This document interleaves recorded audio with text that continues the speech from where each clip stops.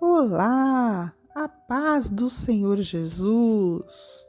Nós estamos aprendendo o que aconteceu depois que Jesus foi aos céus. Estamos compreendendo como começou a igreja. Vimos que os judeus rejeitaram a Jesus como Salvador e por isso nós, gentios, passamos a ter a oportunidade de salvação e ainda vamos aprender muito mais para darmos mais valor ao que a nós é oferecido. Então, pegue a sua Bíblia, que é a sua espada, e abra em Atos dos Apóstolos, capítulo 14, a partir do verso 8. E estava assentado em Listra um certo varão leso dos pés, coxo desde o seu nascimento, o qual nunca tinha andado. Este ouviu falar Paulo, que fixando nele os olhos e vendo que tinha fé para ser curado, disse em voz alta: Levanta-te direito sobre os teus pés. E ele saltou e andou. Veja, Paulo fixou os olhos nele e viu que ele tinha fé para ser curado.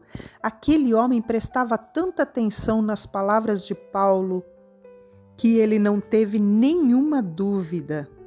Na hora em que Paulo falou, levanta-te sobre os teus pés, ele saltou e andou.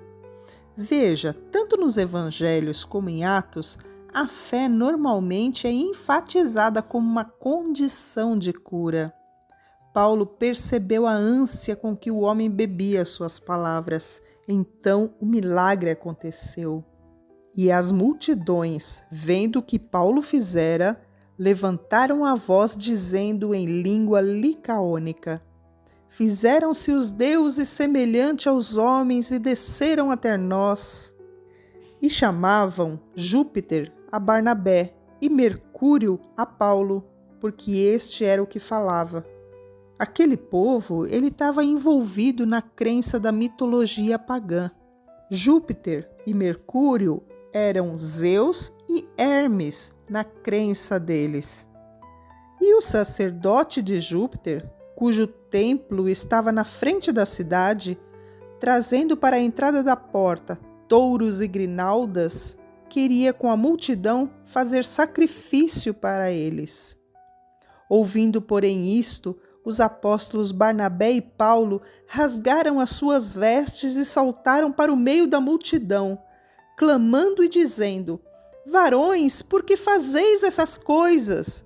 Nós também somos homens como vós, sujeitos às mesmas paixões. E vos anunciamos que vos convertais dessas vaidades ao Deus vivo, que fez o céu e a terra e o mar, e tudo quanto há neles, ao qual nos tempos passados deixou andar todos os povos em seus próprios caminhos. Contudo, não se deixou a si mesmo sem testemunho, beneficiando-vos lá do céu, dando-vos chuvas e tempos frutíferos, enchendo de mantimento e de alegria o vosso coração.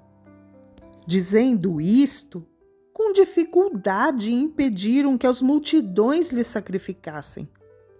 Sobrevieram, porém, uns judeus de Antioquia e de Icônio, que, tendo convencido a multidão, apedrejaram a Paulo e o arrastaram para fora da cidade, cuidando que estava morto. Mas, rodeando-o os discípulos, levantou-se e entrou na cidade. E no dia seguinte saiu com Barnabé para Derbe. 1 minuto de meditação. Será que nenhuma daquelas pedras machucaram a Paulo? Ou será que ele se fingiu de morto? Vamos ver o que aconteceu na ordem cronológica dos fatos. Ele foi apedrejado por uma multidão. Depois ele foi arrastado até o limite da cidade. Eu sei que você também deve estar pensando nos fatos que aconteceram. Mas aí continua. Quando os discípulos estavam ao seu redor, olhando para ele, ele se levantou, entrou na cidade de novo e só no outro dia saiu para Derbe com Barnabé. E tendo anunciado o evangelho naquela cidade e feito muitos discípulos, voltaram para Listra, Icônico e Antioquia. Me fala, eu sei que você está prestando atenção.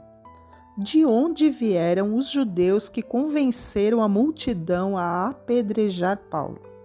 Sim, de Icônio e Antioquia, e eles voltaram para lá, confirmando o ânimo dos discípulos, exortando-os a permanecer na fé, pois que por muitas tribulações nos importa entrar no reino de Deus.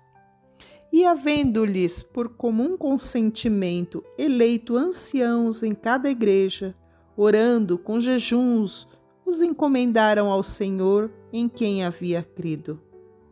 Que força, que perseverança!